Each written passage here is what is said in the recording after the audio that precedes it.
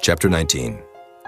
And it came to pass in those days, when there was no king in Israel, that there was a certain Levite sojourning on the side of Mount Ephraim, who took to him a concubine out of Bethlehem, Judah. And his concubine played the whore against him, and went away from him unto her father's house to Bethlehem, Judah, and was there 4 whole months.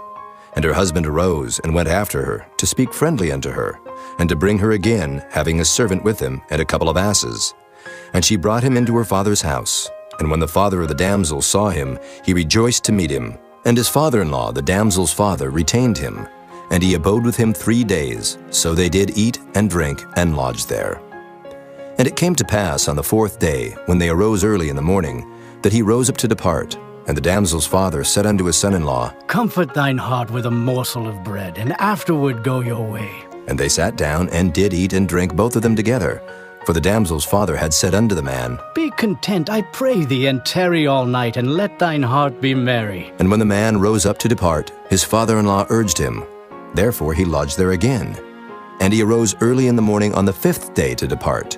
And the damsel's father said, Comfort thine heart, I pray thee. And they tarried until afternoon, and they did eat both of them.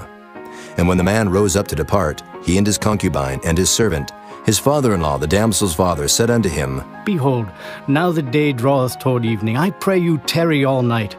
Behold, the day groweth to an end. Lodge here, that thine heart may be merry, and tomorrow get you early on your way, that thou mayest go home. But the man would not tarry that night. But he rose up and departed, and came over against Jebus, which is Jerusalem. And there were with him 2 asses saddled. His concubine also was with him.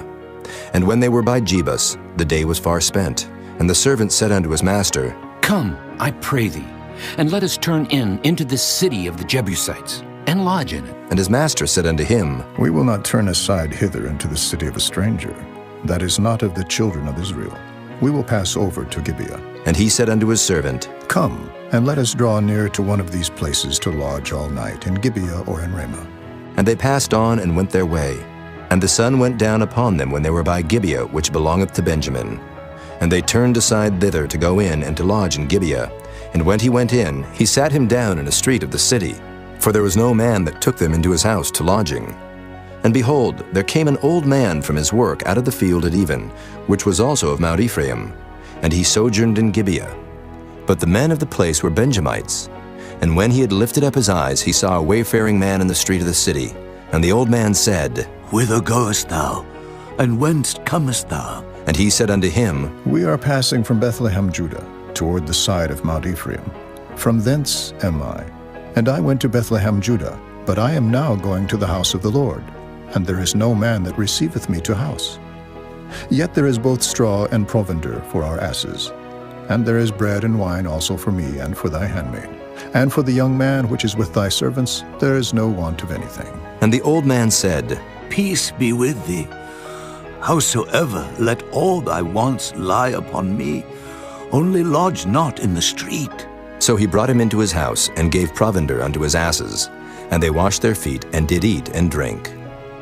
Now as they were making their hearts merry, behold, the men of the city, certain sons of Belial, beset the house round about, and beat at the door, and spake to the master of the house, the old man, saying, Bring forth the man that came into thine house, that we may know him. And the man, the master of the house, went out unto them, and said unto them, Nay, my brethren, nay, I pray you, do not so wickedly. Seeing that this man is come into mine house, do not this folly. Behold, here is my daughter, a maiden, and his concubine. Them I will bring out now, and humble ye them, and do with them what seemeth good unto you. But unto this man do not so vile a thing. But the man would not hearken to him. So the man took his concubine, and brought her forth unto them. And they knew her, and abused her all the night until the morning. And when the day began to spring, they let her go. Then came the woman in the dawning of the day, and fell down at the door of the man's house where her lord was, till it was light. And her lord rose up in the morning, and opened the doors of the house, and went out to go his way. And behold, the woman his concubine was fallen down at the door of the house, and her hands were upon the threshold. And he said unto her, Up, and let us be going. But none answered. Then the man took her up upon an ass, and the man rose up, and gat him unto his place. And when he was come into his house, he took a knife, and laid hold on his concubine, and divided her, together with her bones, into 12 pieces, and sent her into all the coasts of Israel. And it was so, that all that saw it said, There was no such deed done nor seen from the day that the children of Israel came up out of the land of Egypt unto this day. Consider of it, take advice, and speak your minds.